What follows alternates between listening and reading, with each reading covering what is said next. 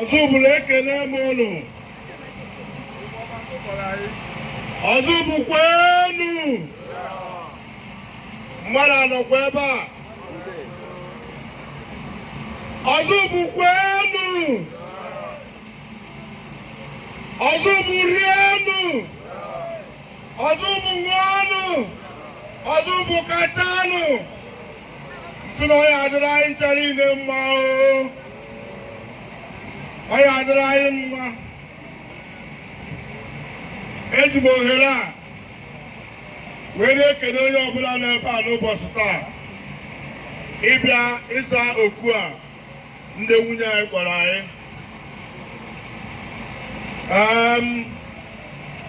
Ile anya ịfụ na taịm adịghịzi na saịdị anyị. Ụmụ nwanyị ama nnụ m na n'ife m na-ekwu.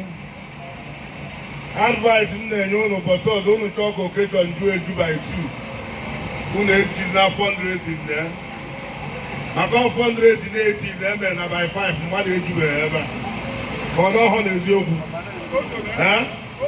maka ka nwoke a dị na ibe mma ọsọ na Naịjirịa ka obodo ya atanwube ihu ụmụ nwaanyị a na-amụrụ amụ na-aga maka na ha mada n'ostu ọbụla osi na wee dụ na amụ ebe anyị apụta nwoke aka ewe na-apụta ya n'ọhịa eziokwu. Ana m asụ dat na ihe a okwu a ụmụ nwaanyị a gbara anyị tata n'ụbọchị taa bụ ihe ọma na-achọ ime na anọ ọzọ obodo. Adị m very very happy na Chineke kere mmụọ m mbụrụ onye ọzọ obodo, nnọọ nwaanyị na ọzọ obodo, nwụta nne ochie m na mmụọ nwa dị ala na ọzọ obodo. So na ihe niile gbasatalụ m enwere nke sepụrụ ụkwụ na ọzọ obodo. So na ọnya kpatara ihe gbasatara ọzọ obodo ji atọ m ụtọ and I believe na ọ na-atọ onye ọbụla n'ebe a ụtọ. Okwu ụmụ nwaanyị akpọrọ anyị n'ụbọchị taa bụ ka anyị ncha niile gbakọ aka wee kwagide ọzọ obodo, wee bulite ọzọ obodo, wee debe ọzọ obodo ebe o kwesịrị ịnọ.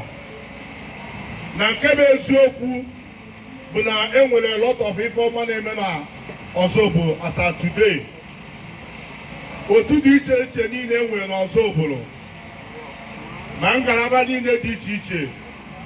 Unu n'anya unu afụda na ndị ọbụla nọ at top speed, ma ODU union anyị ma different village meeting anyị, different clubs enwere n'ọzọ obodo, ọzọ obodo ezuo unique club, different clubs ọzọ obodo brothers ancha niile ma nke ụmụ nwanyị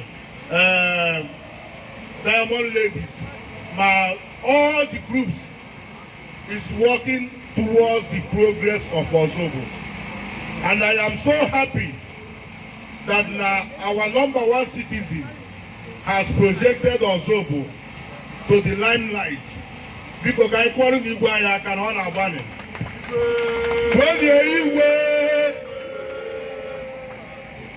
Igwe anyị na-ekele gị na ihe ọma niile ị na-eme n'Ozobo n'otize project Ozobo nke kachasị nke the image of Ozobo. Na-ekele our ODU chairman Lagos branch, my PGI, my chair lady ụmụ nwanyị Lady Georgina.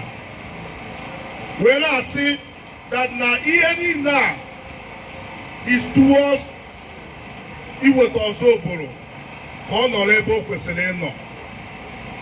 Ayọ na ayọ ndị Ozobo n'ụbọchị tata wee na-asị asị na o site ta adụba mma na ọ dụbara gboo ka anyị ghara ịbụzi mba a ga-enye amatụ na ya furu onwe anyị n'anya ma ọ bụ na anyị nwere ekworo ma ọ nwee ntagide. Ka ịfụnanya adụbarụ n'ọzọ obodo ka o si otu adụrụ wee na-aga. Nwanne fụ nwanne ka ọ kpọọ ya nwanne, enyi fụ enyi ya bụrụ ya enyi ruo obi ya. Ka anyị wee nwee ike jikọọ aka dezie Ọzọbụrụ ka anyị wee nwee ike jikọọ aka kwalite Ọzọbụrụ ka anyị wee nwee ike jikọọ aka projekti Ọzọbụrụ to ihe Ọzọbụrụ ya abụ. Mgbe na-asị na ọnọdụ anyị ya nọ ebe a n'ụbọchị taa onye wetara Ọzọbụrụ ọganihu, onye wetara anyị mbuli elu.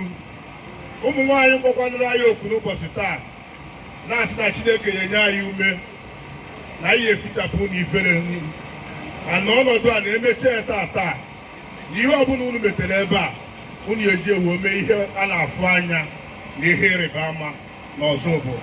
Na-asị ka Chineke gọzie onye ọbụla bịara ebe a na ụkwụ anyị ji wee bịa na nke anyị eji wee na ya aka ya mma, ọ ya adịrị anyị nche niile mma.